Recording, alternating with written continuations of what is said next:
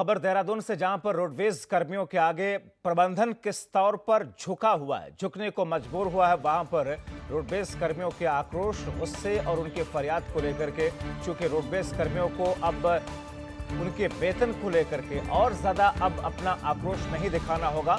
अब प्रबंधन उनके सामने मजबूर हुआ है उनका वेतन रिलीज करने के लिए। कहा ऐसा जा रहा है कि जल्द ही उनका वेतन, उनकी सैलरी दी जाएगी। प्रबंधन ने 25 जनवरी को वेतन जारी करने का आश्वासन दिया है।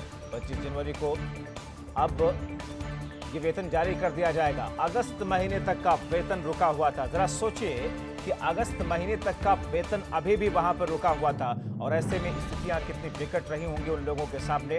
और इसीलिए अब कहा जा रहा है कि जब उन लोगों ने अपना विरोध प्रदर्शन किया, अपनी आवाज बुलंद की, अपनी मजबूरियां बयां की, फरियाद किया, और फिर उसके बाद में जो रोडवेज प्रबंधन है उसने 25 जनवरी तक वेतन जारी करने का आश्वासन दिया। हालांकि अभी तक आश्वासन ही दिया जा रहा। सवाल इस बात का है कि आखिर इस तरीके से इतनी लापरवाहियां क्यों बरती जा रही हैं?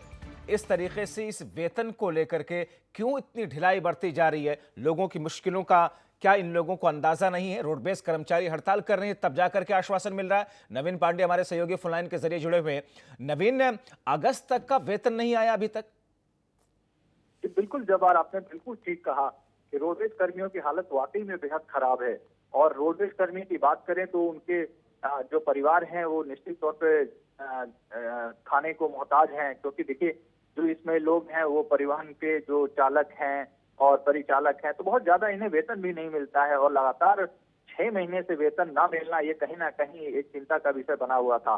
और इसके ऊपर दूसरी घटना ये कि अधिकारी लगातार किसी न किसी रूप में चालक, परिचालक या जो और कर्मचारी हैं उनको प्रताड़ित भी कर रहे थे किसी न किसी रूप में। अभी कल परसों जो हड़ताल हुई थी, जो कार्य बहिष्कार हुआ था, उसमें कर्मचारी को निकाल भी दिया गया, उसको बाहर कर दिया गया, ये आरोप लगाते हुए कि उसने एक अधिकारी को धमकाया था। तो कई दिनों से इस तरीके की स्थितियां बन रही थी। और अन्य भी जो कर्मचारी यूनियन है, संयुक्त परिषद है या जो भी कर्मचारी यूनियन, वो लगातार इस तरीके की चीजों से परेशान थे। एक तब तो आप वेतन नहीं मिल रहा, दूसरी तरफ आप उसको टॉर्चर कर रहे हैं, या उसे किसी तरीके से अपने चहेते लोगों को कुछ खास तरजीह दी जा रही थी। इन सब चीजों को लेकर संयुक्त परिषद ने एक बैठक करने के बाद कहा कि भाई ये पानी अवसर से ऊपर जा चुका है और इसको लेकर जो है अब कुछ करना पड़ेगा। तो कल कार्य बहिष्कार हुआ और कल ही यह रणनीति बनाई जा रही थी कि इसको हमें 11 तारीख से पूरे स्टेट में जो है हड़ताल कर दिया जाएगा।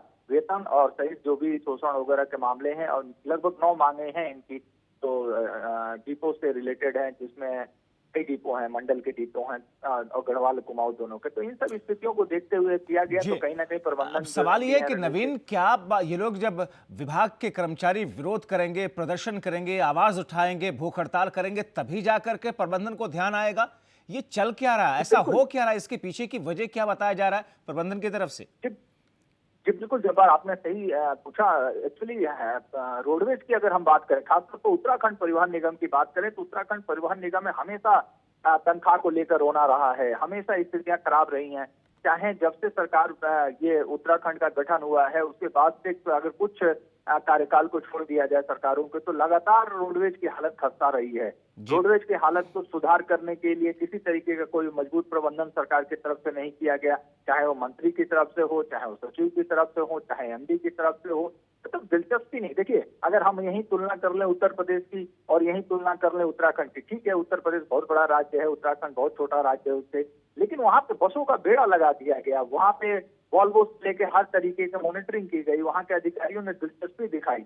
यहाँ के अधिकारी जब आते हैं, एक एमडी आता है, दूसरा एमडी आता है, उसका जीएम आता है, वो एक दूसरे को कि साहब हमारा तो काफी घाटा चल रहा है, हम कैसे वेतन देंगे। लेकिन वहीं अगर कर्मचारी काम कर रहा है तो उसे वेतन तो चाहिए ही। ये देखना सरकार का काम है, ये देखना परिवहन निगम का काम है।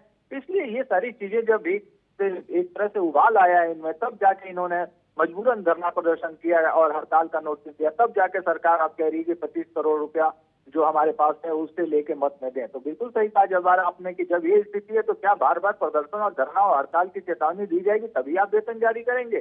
तो निश्चित तौर पर इसको लेकर आगे देखना होगा कि क्या स्थितियां बनती हैं और किस तरीके से मोड़ लेता है। बहुत शुक्रिया नवीन पांडे इन तमाम जानकारी के लिए।